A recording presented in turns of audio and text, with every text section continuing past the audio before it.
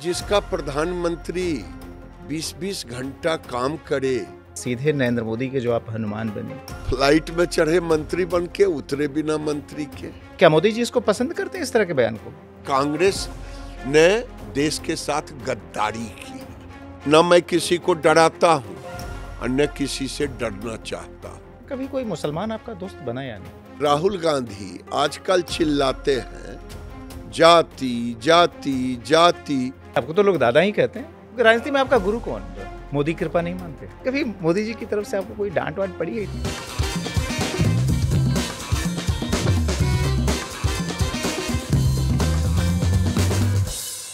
केंद्रीय कपड़ा मंत्री गिरिराज सिंह 17 से 22 अक्टूबर के बीच बिहार में हिंदू स्वाभिमान यात्रा निकाल कर आए हैं और दिल्ली पहुंचने के बाद लगातार अपने मंत्रालय में क्या नया नया प्रयोग हो सकता है इसमें लगे हुए हैं। जैसे कि बांस से कैसे कपड़ा बने, या फिर वो रुई जो है मदार से कैसे हासिल की जा सके, जो कि सामान्य रुई की तुलना में 5 गुनी ज्यादा गर्म होती है, और इन सब से अंततः किसानों का कैसे फायदा हो। गिरिराज जी, स्वागत है आपका। बहुत बहुत धन्यवाद। ये बताइए कैसे इस कॉन्ट्राडिक्शन को आप मैनेज करते हैं कि एक तरफ तो आप बिल्कुल उग्र हिंदुत्व लीडर के तौर पर जो है आपके एक से एक एग्रेसिव बयान, और दूसरी तरफ अपने मंत्रालय में क्या इनोवेशन नया लाया जाए, क्या कौन से ऐसे नए प्रोडक्ट लाए जाएं, इन दोनों को कैसे सिंक्रोनाइज कर लेते हैं आप? गांव में कभी आपने देखा होगा कि पहले जो चावल बनता था वो लोग पैर से हाथ से कूटते थे, एक तरफ निकालते थे, बच्चे को भी ठीक से देखते, महिलाएं देखती थी। तो जब आपका ध्यान अपने मिशन की ओर हो और जिसका प्रधानमंत्री 20-20 घंटा काम करे, उसका मंत्री स्वतः है कि वो काम करने के लिए प्रेरित रहता है, किसी और से नहीं, अपने प्रधानमंत्री से। आपने मंत्री के प्रेरित होने की बात की प्रधानमंत्री से, तो मंत्री तो आप नीतीश कुमार की सरकार में भी थे जब वो बिहार के मुख्यमंत्री थे, आज भी हैं। तो नीतीश कुमार का मुख्यमंत्रित्व काल और मोदी जी का प्रधानमंत्रित्व काल, दोनों की लीडरशिप के बीच क्या फर्क पाते हैं आप? वैसे तो मुझे आपको नहीं पूछना चाहिए, लेकिन आपने पूछ दिया है तो मैं तुलना नहीं करूंगा। क्या तुलना करने के लायक नहीं है? तुलना करने के लायक, मैंने तो सिर्फ लीडरशिप की स्टाइल के बारे में पूछा एज एडमिनिस्ट्रेटर।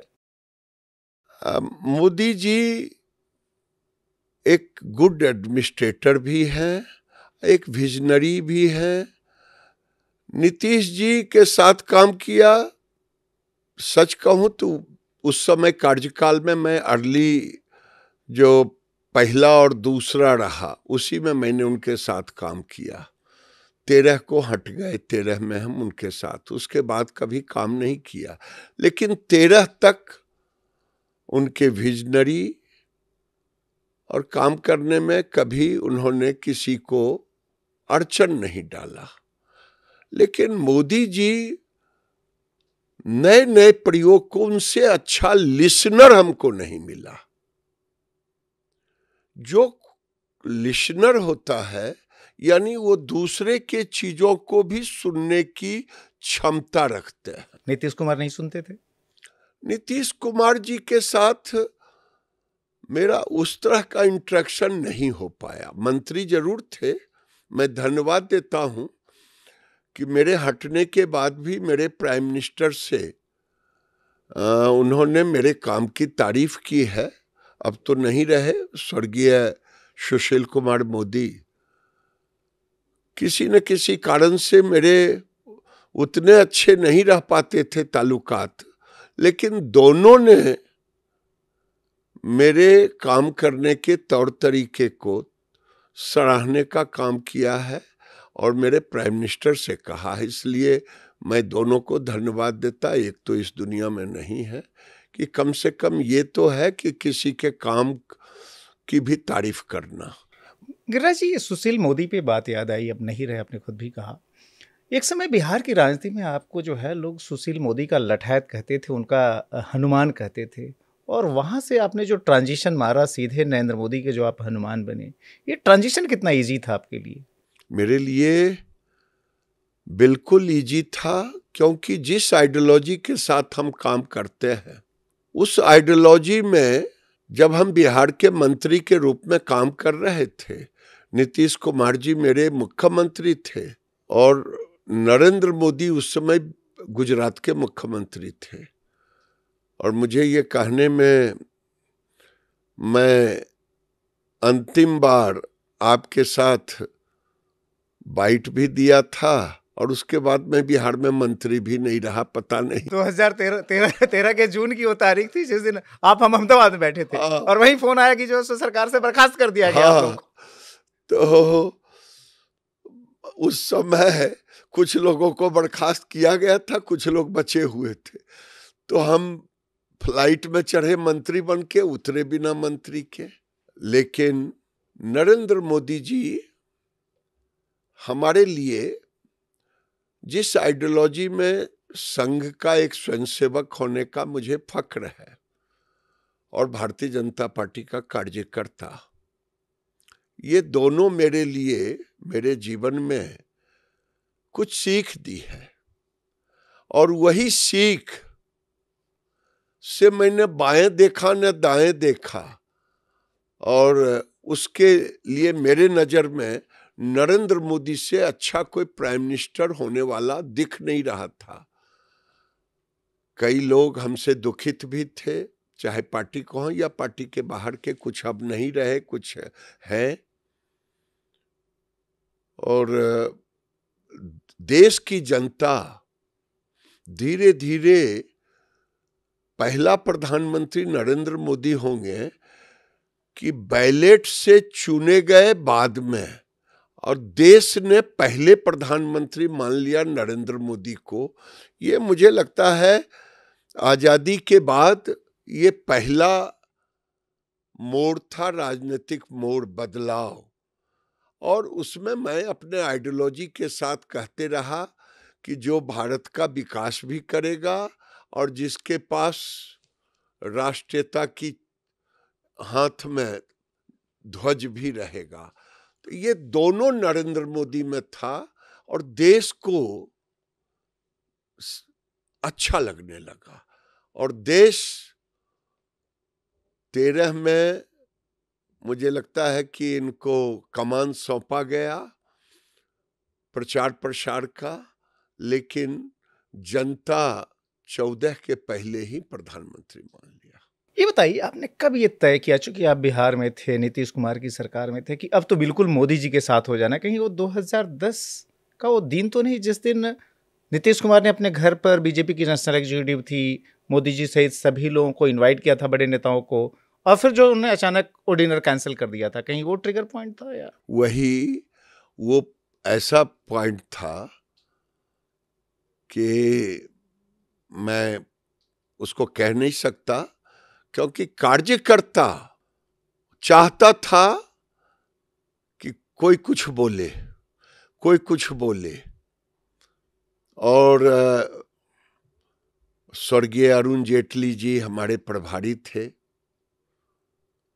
और उन्होंने मुझे 10 में मंत्री बनाया था, उन्हीं के नेतृत्व में बने थे। कौन बनाया, नहीं बनाया, पार्टी ने बनाया, लेकिन उनके लीडरशिप मंत्री तो पहले भी आप बन गए थे? पहले भी बने थे, लेकिन प्रभारी अरुण जेटली थे। तो स्वाभाविक है,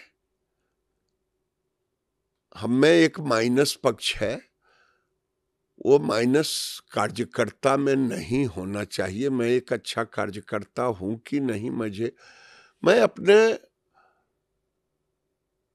जो मुझे समझ में आता है वो मैं व्यक्त कर देता हूं। और वही कारण रहा कि 10 में मैंने बयान दे दिया नरेंद्र मोदी जी के पक्ष में, और नीतीश जी के जब पक्ष में दूंगा तो विरोध में ही होगा, क्योंकि पार्टी की तरफ से किसी का बयान नहीं आ रहा था, न प्रदेश का न केंद्र का। मैं एक छोटा सा कार्यकर्ता, मैं किस तरह से उस समय बयान तो दे दिया, लेकिन मैं प्रहार भी सह रहा था। लेकिन एक चीज बताइए, कहीं ऐसा तो नहीं कि आपने रामविलास पासवान, जिनको कहा जाता था कि प्रदेश ही नहीं देश की राजनीति में भी वो सबसे बड़े मौसम विज्ञानी थे। भांप जाते थे कि कहाँ जो है क्या होने वाला है और कहाँ जाने पर फायदा होगा। कहीं ऐसा तो नहीं कि समय रहते आपने भी ट्रैक चेंज कर दिया, आपको लग गया कि अब मोदी जी का दौर शुरू होने वाला है इसलिए पहले ही लग लो? मेरा ट्रैक तो वही था, जिसको हटना था ट्रैक से वो हटे। मेरा ट्रैक था संघ का स्वयंसेवक, भारतीय जनता पार्टी का कार्यकर्ता, राष्ट्रीयता, और इसी ट्रैक पर मैं चलते रहा। और उसमें मुझे नरेंद्र मोदी ही दूर दूर तक दिखाई दिए, दूसरा कोई नहीं। हमने ट्रैक नहीं चेंज किया, उस ट्रैक पर नरेंद्र मोदी ही दिखाई दिए। मोदी जी तो सबका साथ, सबका विश्वास, सबका विकास की बात करते हैं, लेकिन अभी आप जो 5 दिन तक यात्रा निकाल कर आए बिहार में, और वो भी उस इलाके से आपने बेगूसराय जो आपका लोकसभा क्षेत्र है आपने वहाँ से शुरू किया, अररिया तक गए, फिर किशनगंज में आपने ख़त्म की, और फिर वही जनसंख्या जिहाद, एंटी मुस्लिम स्टेटमेंट्स, ये कहना कि भाई हिंदू जब तक मेजोरिटी में है तभी तक सद्भाव है, नहीं रहेगा तो ख़त्म हो जाएगा जहाँ भी मुस्लिम है। ये सब जो आप बयान देते हैं वो क्यों देते हैं? ये क्या मोदी जी इसको पसंद करते हैं इस तरह के बयान को? मैं ये तो नहीं कहूंगा कि मैं एक अनुशासनहीन व्यक्ति हूं। मैं अनुशासित रहने वाला कार्यकर्ता हूं, लेकिन मन के अंदर की बात को रोक नहीं पाता। क्या ये सच नहीं है कि देश में जहां जहां हिंदुओं की जनसंख्या अधिक है, 99%, वहां सामाजिक समरसता है, और जहां जहां हिंदुओं की जनसंख्या नहीं है वहां वहां सामाजिक समरसता बिगड़ा हुआ है। ये सच है। अगर नहीं है तो मैं दोषी हूं। अगर ये सच है तो मैं उस सच्चाई को जमीन पर देखने का काम किया हूं। कांग्रेस पार्टी ने बंटवारे के समय अगर बाबा साहेब अंबेडकर की बात मान ली होती, खास करके नेहरू जी, मैं अपनी बात नहीं कोट कर रहा हूं, उनका भारत पाकिस्तान विभाजन के किताब में लिखा हुआ है। उन्होंने लिखा है, मैंने कहा कि टोटल पॉपुलेशन को ट्रांसफर करना चाहिए और वहां से हिंदू को ले आना चाहिए, यहां से मुसलमान को। यही बात मैं कहता। और अब वो बाद में उन्होंने ये भी लिखा है, अगर ये नहीं हुआ तो भारत में कभी भी सामाजिक समरसता नहीं रहेगा, जो दुष्परिणाम किशनगंज, अररिया, पूर्णिया, कटिहार जैसे तमाम जिलों में देखने को मिलता है। अगर आप ये कह रहे हैं कि जो है ये सच्चाई है और ये कोई पार्टी लाइन से बहुत अलग नहीं है, तो फिर क्यों आपकी पार्टी ने कह दिया कि भाई ये तो इनकी निजी यात्रा है? आप नीतीश कुमार और जेडीयू को तो छोड़ दीजिए, उन्होंने तो काफी नाराजगी जताई। देखिए, मैंने पार्टी की यात्रा नहीं निकाली थी। मैं पैदा लिया हिंदू में, मरूंगा हिंदू बन करके, ऐसा अपना मत है कि मैं कभी इधर से उधर नहीं जाऊंगा। बीच के कार्यकाल में मैं बीजेपी का कार्यकर्ता हूं, संघ का स्वयंसेवक हूं, मंत्री हूं, संतरी हूं, ये तो बीच का फेज है। क्या मेरा फर्ज नहीं बनता कि एक सांस्कृतिक धरोहर है सनातन हिंदू, इसके बगैर भारत की पहचान ही नहीं है, और यही धरोहर भारत को एकता के सूत्र में बांध के रखा है, और वो कमजोर हो रहा है, ये मैंने जमीन पर देखा है। तो इस कमजोरी से बचाने के लिए आप लोगों को ये कहते हैं कि हिंदू अपनी संख्या बढ़ाएं? मेरे कहने से भी कोई नहीं बढ़ाएंगे, क्योंकि हम गांव में जब पूछता हूं, जिसे आप शेड्यूल कास्ट कहते हैं, आप कितने भाई बहन, 8, 9, 10, 11, 12। आपके बच्चे कितना? 3, 4, 2। काहे तो पढ़ाएंगे बच्चे को? वहां कोई जहर बोने वाला नहीं है हिंदू समाज में। लेकिन एक चीज बताइए, कहते हैं ना कि जिस चीज के बारे में आप उपदेश देते हैं पहले खुद फॉलो करना चाहिए। आपने अपने पर फॉलो किया? आपने अपने बच्चे बढ़ाए? नहीं बढ़ाया। तो इसका अफसोस रहता है कि 2 पे ही क्यों रह गया? एक ही में रह एक ही गए। पर बताइए। हमें नहीं पता था कि जो बंटवारा हुआ है, ये बंटवारा एक दिन भारत के लिए नासूर बन जाएगा। आज भी लोग कहते हैं सच्चाई को कबूलना पड़ेगा, चाहे मुझे इसके लिए जो भी कुर्बानी देना पड़े। ये सच्चाई नहीं है कि जोगिंदर मंडल एक बड़े नेता थे शेड्यूल कास्ट के, जिन्ना के साथ गए थे। ये सच्चाई नहीं है कि जोगिंदर मंडल वहां मंत्री भी बने और पाकिस्तान में कुछ ही साल के बाद जब शेड्यूल कास्ट पर कन्वर्जन होने लगा, उनका धर्म परिवर्तन उनके साथ, तो वो वहां से भाग करके इस्तीफा देके निर्वासित जिंदगी जिया। आज पाकिस्तान में हम बचे नहीं, हमारी मंदिरें टूट गई, मंडप से बेटियां उठ गई, हम कन्वर्ज कर गए हमारे। तो आज बांग्लादेश में बटा, बांग्लादेश की स्थिति देश ने देखा। आज बाबा साहेब अंबेडकर फिर याद आते हैं। दुर्भाग्य रहा कांग्रेस ने देश के साथ गद्दारी की है। बांग्लादेश पे मुझे याद है, मोदी जी हमेशा कहते हैं कि आपदा को अवसर में बदल देना चाहिए। वहाँ शेख हसीना वाजिद की सरकार गई, इनफैक्ट उनको हटना पड़ा, इतना जबरदस्त उनके सामने आंदोलन वहाँ खड़ा किया गया। किसने खड़ा किया, कैसे खड़ा किया, कौन उस साजिश में शामिल था, वो जाने दीजिए। लेकिन जो आपका मंत्रालय है उससे जुड़ी हुई बात है कि बांग्लादेश जो है वो टेक्सटाइल्स एक्सपोर्ट में, खासतौर पर रेडीमेड कपड़ों के मामले में, एक्सपोर्ट के मामले में भारत से कंपटीशन करता है। आज जो वहाँ इनस्टेबिलिटी चल रही है, जो अस्थिरता है, उसका फायदा क्या भारत उठा सकता है कम से कम अपने टेक्सटाइल एक्सपोर्ट को और बूस्ट करने के मामले में? मैं आपसे कहूं, जब मैं इस विभाग में आया तो लोगों ने मुझे बांग्लादेश, वियतनाम, रेडीमेड में लोग मुझे कहते थे कैसे compete करेंगे, इंडस्ट्री भी आके कहता। मैंने पूरा अध्ययन किया, 45 लाख लोग केवल लगे हुए हैं बांग्लादेश में रेडीमेड गारमेंट्स में, और भारत में उसका था compete करने का लेबर रेट और वहां की पॉलिसी।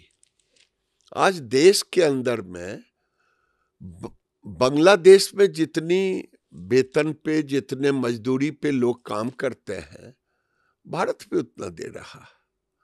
हम भी $113 से $130 एवरेज वर्कर को 8 घंटे का मिल रहा।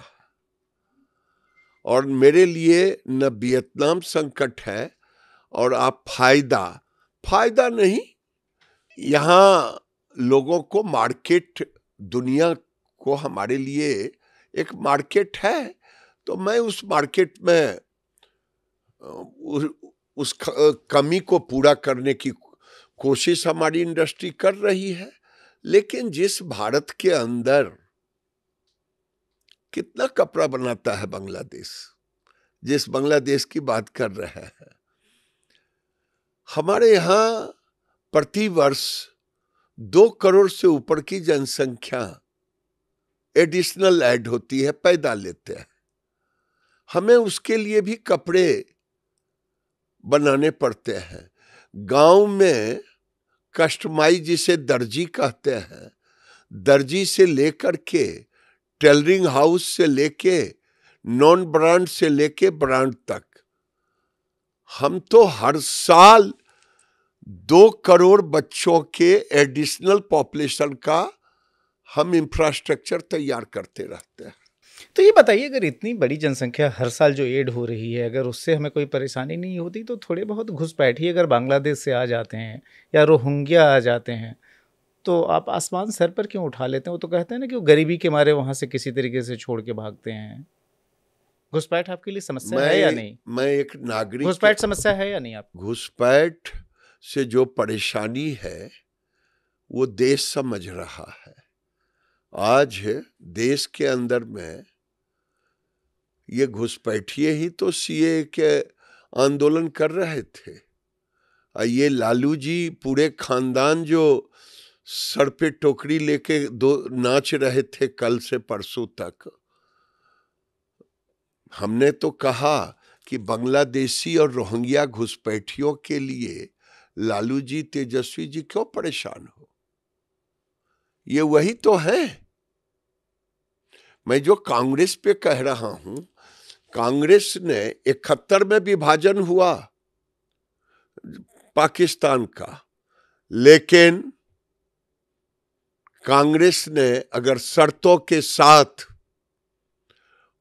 पूरी आजादी के बाद हम बैरिकेटिंग कर पाते, सीमाओं को रोक पाते, उस समय से हमने धर्मशाला बना दिया और ऐसा धर्मशाला हो गया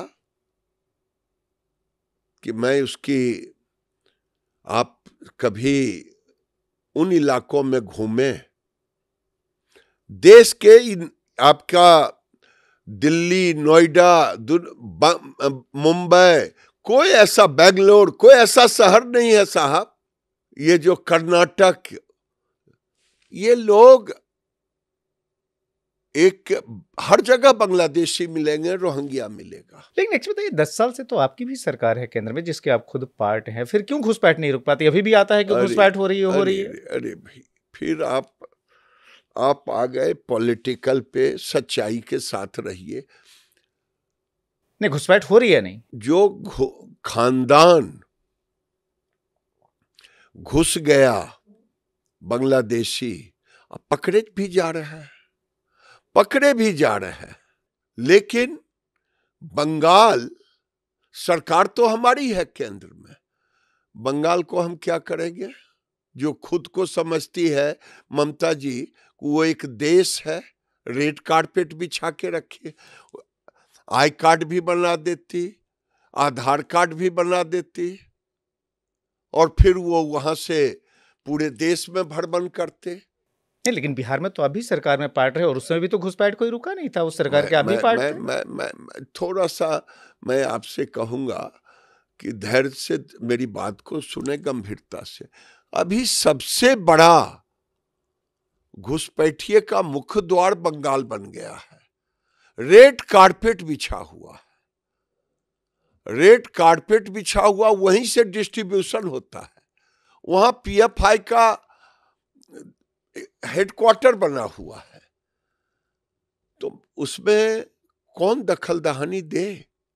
जब ममता जी को सब वोटर ही दिखाई दे और वहीं से पूरे देश में वो सीएनएफ बन गए हैं घुसपैठियों का बंगाल, और पूरे देश में फिर वो सप्लाई करती है, उसको पोशाक उशाक दे करके, उसको पूरा तरह से भारतीय नागरिक बना करके। तो आपने बंगाल की बात की, ममता बनर्जी की बात की, लेकिन जो है अभी तो झारखंड में आप ही की पार्टी के हिमंता बिस्वा शर्मा जोर शोर से कह रहे हैं कि झारखंड भी जो है बांग्लादेशियों का अड्डा हो गया। झारखंड में जो करंट गवर्नमेंट है, उसके पहले तो आपकी पार्टी की सरकार थी, तब भी वहां कौन सा रुका? फिर थोड़ी सी समझने की जरूरत है। बंगाल शुरू से रहा, आज तो स्थिति है कि झारखंड के अंदर हिंदू का मतलब वहां है आदिवासी, झारखंड में। और झारखंड में आदिवासियों की संख्या गिर गई, आपको मालूम है। 44 से हम 28 पर आ गए। हमारी बेटी वो बांग्लादेशी के साथ में शादी कर लिया, हेमंत सोरेन खुले दरबार रखे और कोई रोकने वाला नहीं रहा। इसीलिए तो हेमंत बिस्वा शर्मा ने कहा है कि हिंदू बचेगा तभी तो झारखंड बचेगा। और जब आप वोट की नजर से देखते हैं, देश को नुकसान सबसे ज्यादा हुआ है वोट के सौदागरों से। लेकिन लोग तो ये भी कह रहे हैं कि आप योगी आदित्यनाथ को कॉपी कर रहे हैं। योगी जिनकी भाषा है कि बटेंगे तो कटेंगे, वही उसी तरह की बात आप भी जाके बिहार में कर रहे हैं क्या? योगी मॉडल को इम्प्लीमेंट करने की कोशिश कर रहे हैं? रिप्लिकेट करने कह दें तो अच्छी बात है, न कहें तो भी अच्छी बात है। मैं तो यही वहां कह रहा था, किसी को मैंने भड़काया नहीं। भड़काए तो लालू यादव और तेजस्वी ने, जो 2 दिन पहले वहां हंगामा हुआ। हमने तो कहा संगठित रहो, आपको नहीं भरोसा होगा। जहां छोटी आबादी है वहां लोटा और जग के बदले बधना रखने पर मजबूर कर रहा। वहां मैं बोलूं तो बहुत लोगों को बुरा लगेगा, हमारी बहनें डर से सिंदूर नहीं लगाती, जहां एकदम अल्पमत में।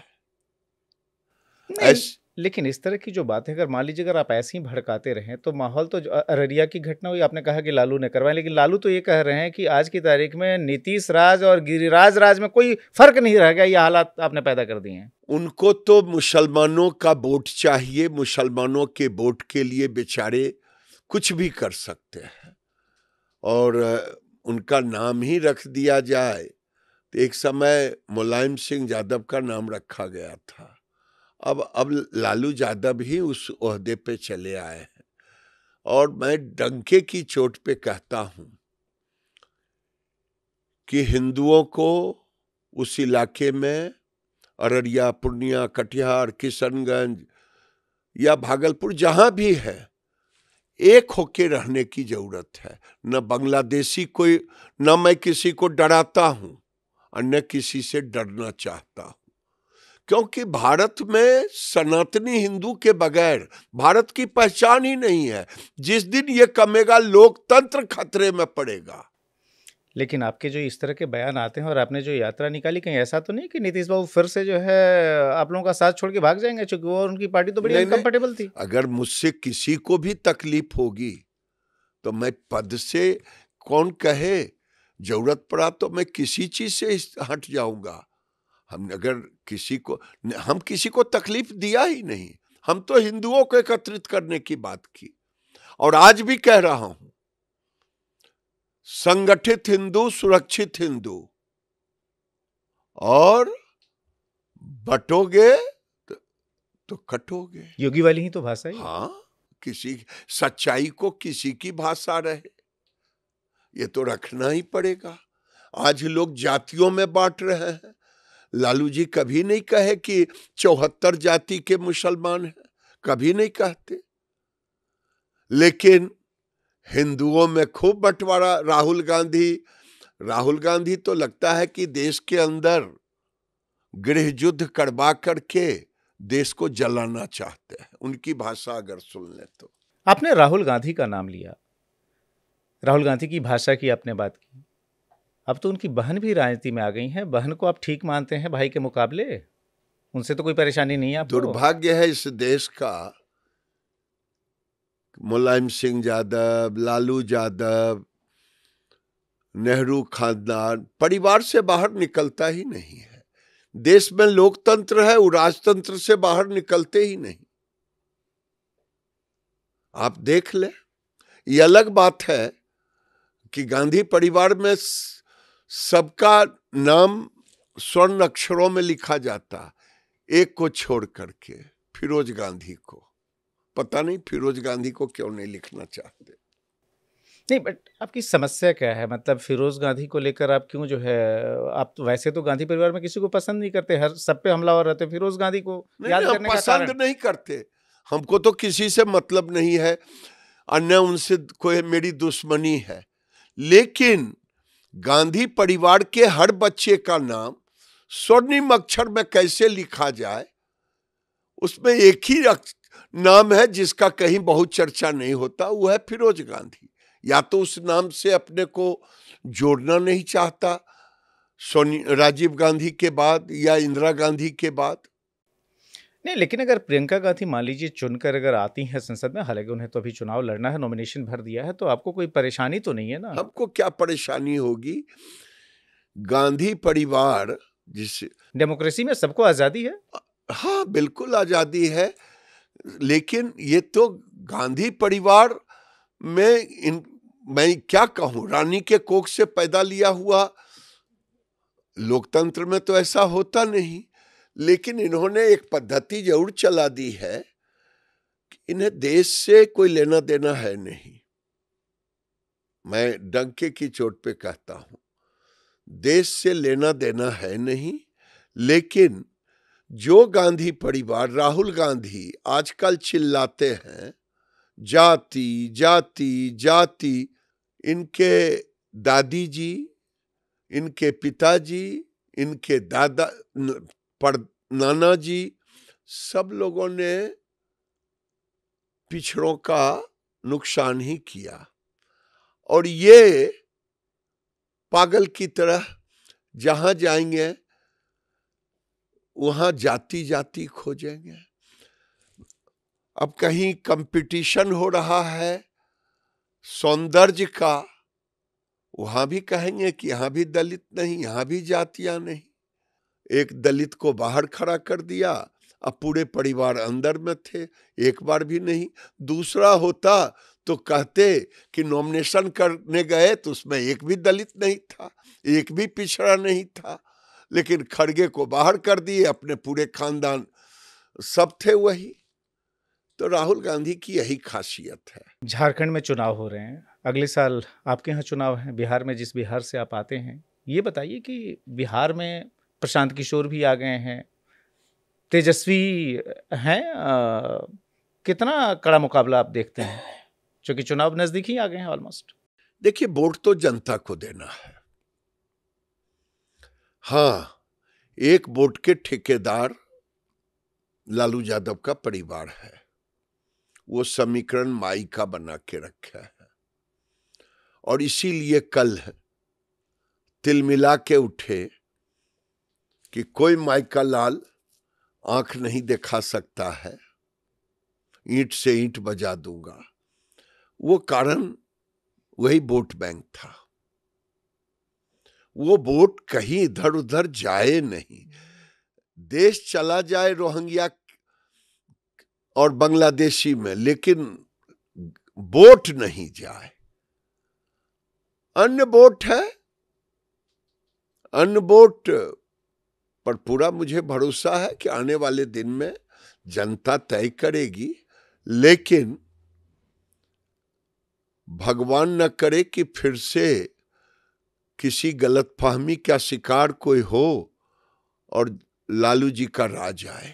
डर है कि आपको कि लोग गलतफहमी में भगवान न करे, कभी कभी तो कुछ हो जाता है ना, भगवान न करे। मैं इसीलिए भगवान को साक्षी मान रहा हूं, बीच में रख रहा हूं कि भगवान बिहार के साथ वो दिन न फिर लौटाएं, क्योंकि लालू राज आने का मतलब है लालू खानदान का राज, कि फिर वही फिरौती, फिर वही रंगबाजी, फिर वही डकैती, फिर वही सब कुछ। एमवाई समीकरण की बात की और आपने कहा कि अपने एमवाई समीकरण को प्रोटेक्ट करना चाहते हैं, इसीलिए इस तरह के बयान वो लालू या उनका परिवार देता है। एमवाई मतलब मुस्लिम और यादव।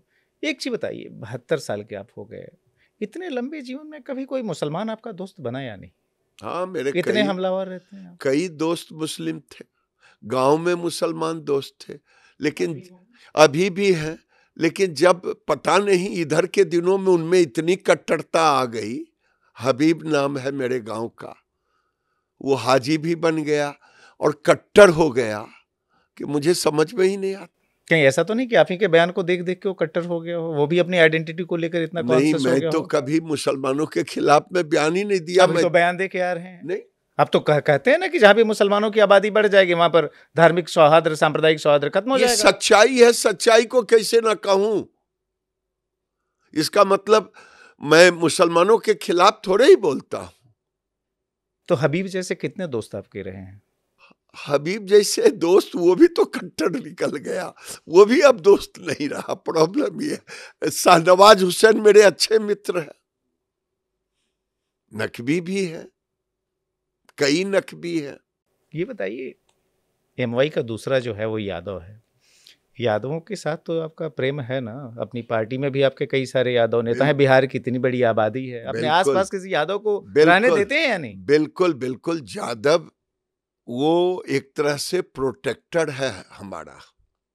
अपने आसपास ऐसे किसी अरे भाई, हमारे साथ आरजेडी के ज्यादा भी चल रहे थे, रिनाउंड जदयू के हिंदू चल रहे थे, मैं सबको कहा, कम्युनिस्ट के हिंदू चल रहे थे, मैं हिंदू मेरे साथ चल रहे थे, मैं हिंदुओं को जगाने चला था, इसलिए हिंदू की फौज मेरे साथ थी।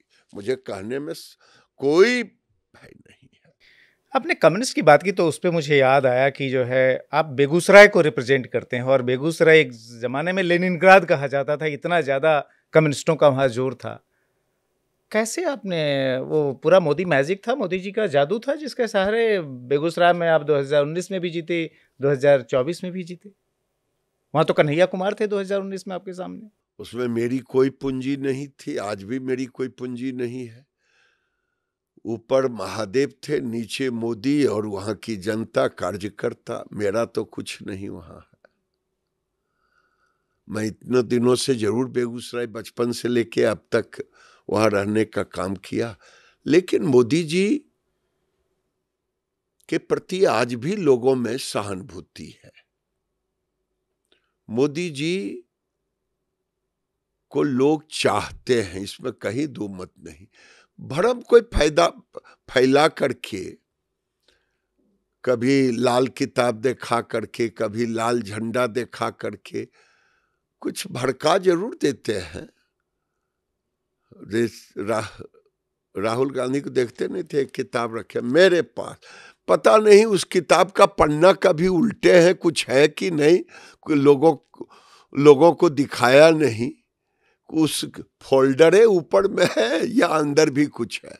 ये बताइए, इतने एग्रेसिव जो आप बयान देते हैं, कहीं ऐसा तो नहीं कि उस इलाके से, चूंकि आप जिस इलाके में जन्मे, जो बढ़िया का इलाका है लखीसराय जिले का, वहाँ के लोगों के तेवर थोड़े आक्रामक होते हैं, वहीं से तो ये नहीं है आपके स्वभाव में ये सारा कुछ? नहीं, मेरे तेवर तो कभी नहीं देखा होगा कि मैं कभी दादागिरी किया हूँ। नहीं, आपको तो लोग दादा ही कहते हैं। वो तो प्यार से, उम्र भी हो गया, बड़ा हो गया, इसलिए भी कहते हैं। मैं इतना जरूर कहता हूं, कहने में कोई मुझे शंका नहीं है कि आज भी मुसलमानों से कोई खतरा नहीं है, कट्टरपंथियों से खतरा है। कट्टरपंथी ही आज देश के लिए नाशूर बन गया। आपका पूरा समय इन्हीं सब चीजों को सोचने में जाता है, या फिर कभी जो मोदी जी का विजन है कि 2047 में भारत को विकसित बनाना है और उसके लिए सबको लगना होगा, देश को बड़ी तेजी से विकास करना होगा, 5वीं से तीसरी अर्थव्यवस्था बनना होगा, आप लोगों ने उसमें समय आपका जाता है? आप लोगों ने मेरे चेहरे को इतना दागदार किया है कि आज भी मेरे काम को पूछेंगे तो मैं ग्रामीण विकास और पंचायती राज मंत्रालय से लेके अब तक, मैं अभी भी, मुझे फक्र है जिसकी चर्चा आपने की, मैं यहां भी आया हूं। अगर मुझे 20 मिलियन टन फाइबर की जरूरत है तो मैं ऐसा फाइबर ला रहा हूं जो किसान भी खुश होगा, किसान को भी 2 लाख रुपए एकड़ आएगा और देश को भी रोजगार मिलेगा, और एक नया फाइबर होगा बैम्बू जूट मिक्स करके। ये क्या है बैम्बू जूट? ये कैसे ये पैदा करेंगे आप? ये देखिए, आज जूट को केवल जूट गनी बैग के रूप में आप देखते रहे, फिर उसमें उसके कपड़े भी बनते, जिसका जूट शॉपिंग बैग या कोई पर्स या कोई और छोटे छोटे आइटम बनते, लेकिन जूट के कलर को बिना डाई करेंगे या उसको छुएंगे सरफेस को तो वो बड़ा रुखरा होता, पहनने लायक नहीं होता। हमारे यहाँ एक इजरा करके जूट का इंस्टीट्यूट है कलकत्ता में, मैंने उससे कहा कि इसको बैम्बू से दोनों को मिक्स करके एक नया फाइबर बना के दो, और वो फाइबर बन गया है। वो बेस्कोस से भी ज्यादा अच्छा है, ऐसा मेरे साइंटिस्ट ने कहा। और जब ये हो जाएगा तो मेरा लक्ष्य है कि पूरब में कभी रॉ मटेरियल नहीं रहा, कॉटन नहीं रहा, बेस्कोस नहीं रहा, सिंथेटिक फाइबर का कोई यूनिट नहीं रहा, तो स्पिनिंग मिल भी नहीं गया, वीविंग भी नहीं गया, लेबर जरूर आज पूरे देश में पूरब के ही हैं टेक्सटाइल इंडस्ट्री में। तो मेरे मन में आया कि ये फाइबर 5 टन का एक एक यूनिट रहे, एक एक जिला में क्लस्टर 100, तो 500-500 टन जब प्रतिदिन फाइबर पैदा होगा, क्योंकि बैम्बू उसी इलाके में, जूट उसी इलाके में, बिहार हो, पूर्वी उत्तर प्रदेश हो, बंगाल हो, आसाम हो, उड़ीसा हो, नॉर्थ ईस्ट हो, झारखंड हो, ये सारे को मिलाकर के वर्कफोर्स, मध्य प्रदेश, ये राजस्थान, वर्कफोर्स इतना में हमारे सेक्टर में है, ये फाइबर। और दूसरा जो मिल्क वीड कहा, जिसका जैकेट मैं पहना हूं, गर्म लग रहा है, ये आज मीटिंग थी, कॉन्फ्रेंस था, 62वां कॉन्फ्रेंस था, उसी में मैं गया था। इसकी रिजाई बना करके मैं लद्दाख ले गया। ये कौन सा मटेरियल है जो आप कुर्ता ये पहने? है जिसे मदार की रुई इसमें भरा हुआ है, अंग्रेजी में उसको मिल्क बीड कहते, और कहीं मदार कहते, आंकड़ा कहते, अकवन कहते, तरह तरह से, महाराष्ट्र में कुछ और कहते। ये 6 गुना अधिक गर्म होता, 5-6 गुना। अभी फोटो हम लिए होंगे, स्लीपिंग बैग -50 तक के लिए इस फाइबर को भर कर, वो भी 50% माइनस, और इसका वजन जो अभी तक स्लीपिंग बैग है उससे आधा से भी कम। तो एक चीज बताइए, ये सब काम जो करते रहते हैं, इसकी कभी आप चर्चा क्यों नहीं करते? आप ये सब पूरे टाइम इसकी सब चर्चा बयान में क्यों लगे रहते हैं? इसकी चर्चा आप दिखाते कहाँ हैं? आपके एक भी रिपोर्टर आते हैं पूछने के लिए? मैं तो कहता हूं कि मोदी जी के नेतृत्व में हम लोगों ने ग्रामीण विकास में केवल टेक्नोलॉजी का सहारा लेके 20,000 से 25,000 करोड़ मनरेगा में बचाने का काम किया। 10 करोड़ से ऊपर मोदी जी ने कहा गांव की महिलाओं को सेल्फ हेल्प ग्रुप में जोड़ना। पता नहीं, हम जब छोड़ के आए थे 10.2 करोड़ महिलाओं घरों तक जुट चुका था। लाखपति दीदी बनाना, ये सब मोदी जी के विजन के अनुसार हमने काम किया, और यहाँ भी कर रहा हूँ। और आपको वादा करता हूँ कि कभी मेरे काम का पूरा इंटरव्यू अगर आप दिखा दें तो मुझे अच्छा लगेगा। काम पर बात है, बिहार से आप आते हैं, बिहार के लिए भी कुछ कर रहे हैं? भागलपुर आप यात्रा में गए थे। भागलपुर एक समय टसर सिल्क के लिए जाना जाता था। गया के पास एक बड़ा सा एरिया है जहाँ पर कि बड़े पैमाने पर वहाँ पर कपड़े का काम करने वाले लोग हैं। कुछ एसईजेड वगैरह बिहार में खड़ा करेंगे अपने मंत्रालय में? बिहार को कुछ तो दे दीजिए। बिहार में आपने सही कहा कि गया में, मानपुर में 10,000 सब मिला के लूम होगा। हम निश्चित रूप से, और सिल्क की चर्चा आपने की, भागलपुर तसर सिल्क की, हम उसके रिवाइवल के लिए काम कर रहे हैं। केवल बेंगलोर को हम नहीं, रेशम की नगरी कहते हैं। अभी मैंने पालमपुर, एक जगह है, यूनिवर्सिटी है एग्रीकल्चर, गुजरात में, जी, डीसा के पास। हाँ, और वहाँ जिसे हम कैस्टर कहते हैं, हम लोग अरंडी कहते, सबसे ज्यादा खेती गुजरात में होती है। एरी सिल्क अभी दिया हूं, वहां पूरा होगा, वो पूरे North India, west to north.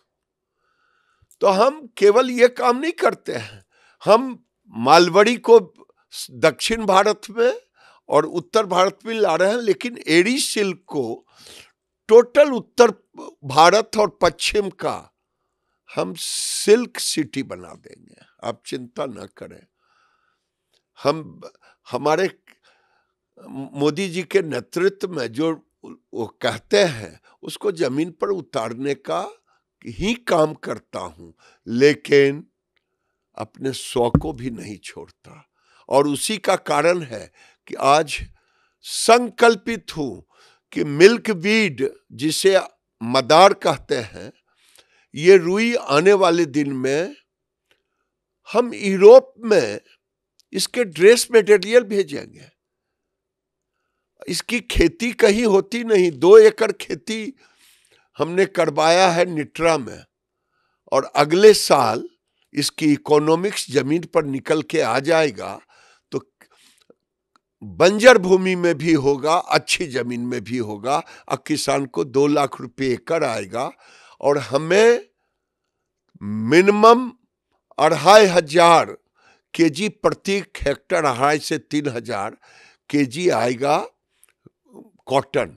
जबकि अभी चाइना, ऑस्ट्रेलिया, ब्राजील, रशिया 2000 से 2200 केजी 1 हेक्टर में पैदा करता है रुई।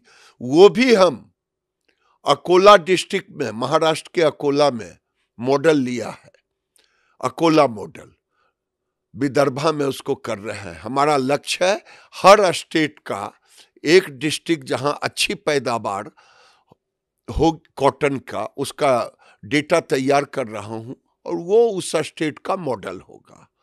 तो हम केवल यही काम नहीं करते। अभी आपने मोदी जी की बात की है, ब्रिक्स सम्मेलन जो हुआ उसमें भी उन्होंने एक तरह से एजेंडा सेट किया, धूम है उनकी अगुवाई में जो भारत की कूटनीति की। मोदी जी भारतीय जो संस्कृति है उसको पूरी दुनिया में फैलाते हैं। भारत की जो संस्कृति है उसका एक अनिवार्य हिस्सा खादी भी है, ये कुर्ता जिसमें कि आप भी हमेशा दिखते हैं और मोदी जी भी दिखते हैं। इसको कब तक आप ग्लोबल फैशन का एक तरह से कह सकते हैं बड़ा प्रतीक बना दें कि जब ये कुर्ता इतना फैशनेबल हो जाएगा, ये खादी इतना फैशनेबल हो जाएगा? कुछ है ब्लूप्रिंट? एक आज आपको मैं कह रहा हूं, कोई अहंकार में नहीं, अभी मैं चाइना के बराबर, ठीक है हमारी प्रति हेक्टर कॉटन की उपज कम है, इसीलिए मुझे ज्यादा बढ़ने की उम्मीद है, लेकिन टोटल पैदावार में हम चाइना के बराबर आ गए हैं। तो हम पूरे दुनिया में कॉटन सब लाइक करता है प्रीमियम फैब्रिक के रूप में। तो आज खादी और हैंडलूम के कपड़े की मांग डे बाय डे बढ़ रहा है, और मोदी जी ने इसको ग्लोबल कर चुके हैं। आप ई कॉमर्स में देखेंगे ये कपड़े आपको खूब मिलेंगे, हेम्प के फाइबर के, चाहे फ्लैक्स के फाइबर के, ये सारे चीज आपको मिलेंगे, देसी चीज पूरी दुनिया लोग लाइक कर रहा है। और ये जैकेट जब और डिजाइनदार बन करके यूरोप और रशिया के लिए जाएगा तो और लोग लाइक करेंगे। तो इसके लिए फैशन और इंडस्ट्री के लोगों को जोड़ने की कोई योजना है कि ये हो सके?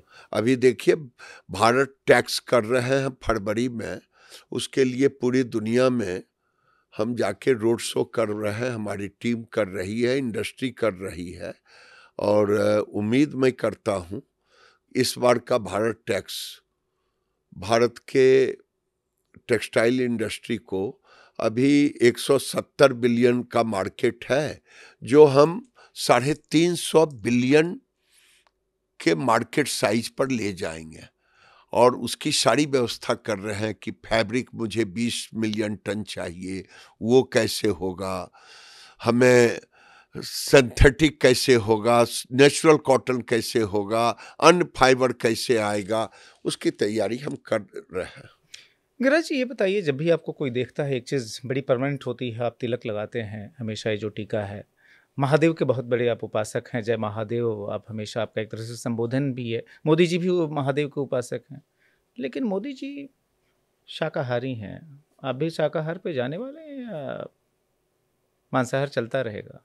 देखिए खान पान रुचि का है, और मैं रुचि, लेकिन हम ये जरूर है कि भारत की संस्कृति के अनुसार हम खान पान को रखना चाहते हैं।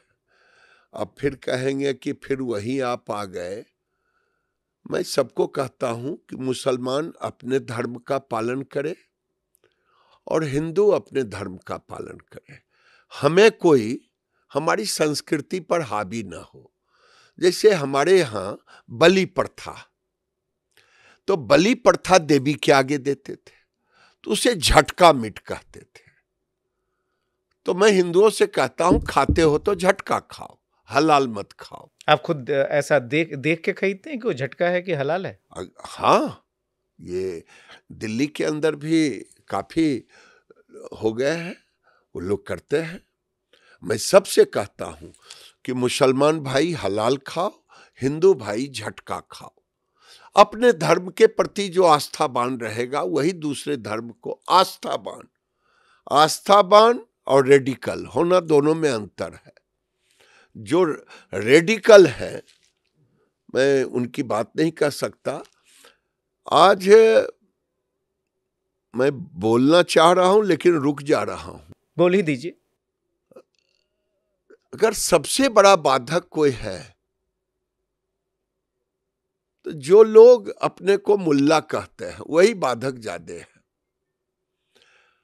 ये जितने आपको मदरसा है, मोदी जी तो कहते हैं एक हाथ में विज्ञान, एक हाथ में कुरान, एक हाथ में कंप्यूटर, एक हाथ में कुरान, एक हाथ में रामायण। लेकिन ये लोग बच्चों को सुधरने नहीं देते। जोगी जी ने कुछ सुधारा है, कुछ हेमंत बिश्व शर्मा ने सुधारा है। बच्चे को डॉक्टर इंजीनियर बनाने की बात मदरसा में कर रहे हैं। लेकिन एक मत तो ये भी है कि गरीबी की वजह से वो बच्चे मदरसे में जाते हैं। ना ना ना ना ना ना ना ना, ये आपकी गलतफहमी है। ये मेरी गलतफहमी नहीं, एक मत है जो कि ये कहता है। मत जिनका रहे, सरकार तो कोई भी सरकार रहे, वहां स्कूल तो है ही प्राइमरी। अब कहीं पे शुक्रवार को छुट्टी दे देंगे। इनके जेहन में जो कट्टरपंथी है ना, इनके जेहन में इस्लाम छोड़ के कुछ सोचते नहीं। तो अभी तो हिंदू छोड़कर कुछ अरे हम सोचते तो अब नहीं। कम रहे हैं भैया। अब तो हम अपने अस्तित्व की रक्षा के लिए कह रहे हैं कि हिंदू है तभी ये लोकतंत्र है। अगर जिस दिन हिंदू कम जाएगा, यहाँ लोकतंत्र खत्म। पाकिस्तान में लोकतंत्र है क्या? अभी देखिए बांग्लादेश में लोकतंत्र बचा क्या? 57-53 देश हैं, लोकतंत्र है क्या? इसी भारत की संस्कृति में ही सेकुलरिज्म है। ये नकली सेकुलरिज्म की चर्चा सोशलिस्ट लोग करते हैं, कम्युनिस्ट लोग। सर्वे भवन्तु सुखिनः।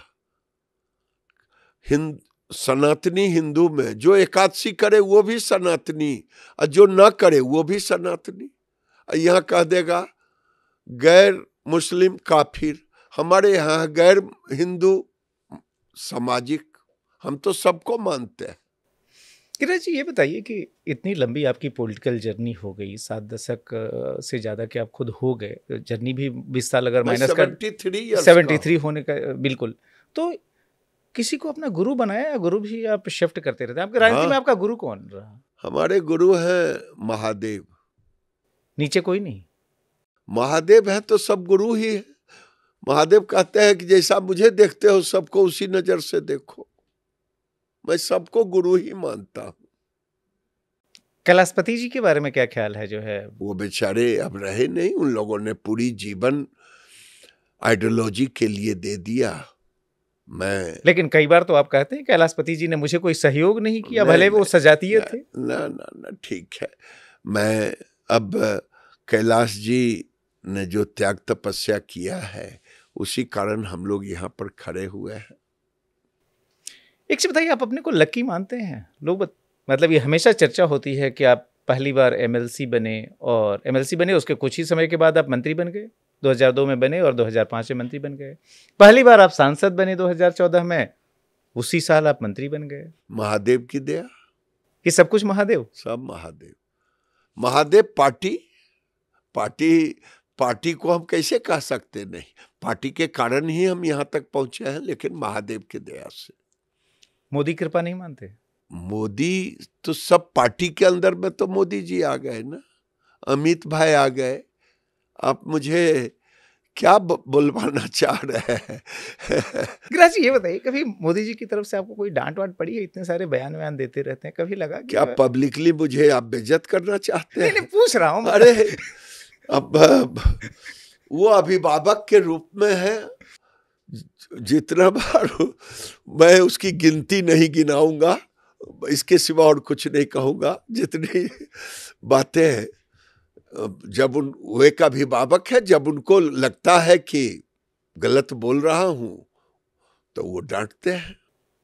एक चीज बताइए, आखिरी सवाल, आजकल आपने अपने डीपी पर भी ना त्रिशूल वगैरह रख दिया है क्या? जो है मतलब ये इस बात का इंडिकेशन है कि दिन ब दिन जो है और एग्रेसिव होते जाना है?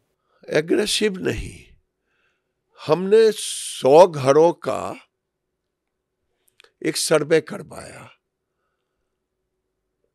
किसी के घर में अगर सांप निकल जाए तो सुरक्षा के लिए उसको भी भगाने के लिए डंडा नहीं,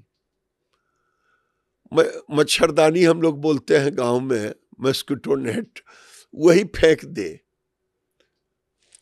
और गीता रामायण भी नहीं रह रहा, ये दुख की बात है।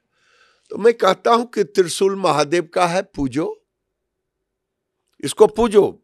जब पूजोगे तो महादेव रहेंगे। धर्मो रक्षित रक्षिता, और जब इसकी रक्षा तुम करोगे तो ये जब मौका आएगा तो ये भी तुम्हारी रक्षा कर देगा। इसलिए हर लोग त्रिशूल रखो। धन्यवाद गिरिराज जी, इस संवाद में आने के लिए, हमसे बातचीत करने के लिए और खुलकर बातचीत करने के लिए धन्यवाद। बहुत बहुत धन्यवाद।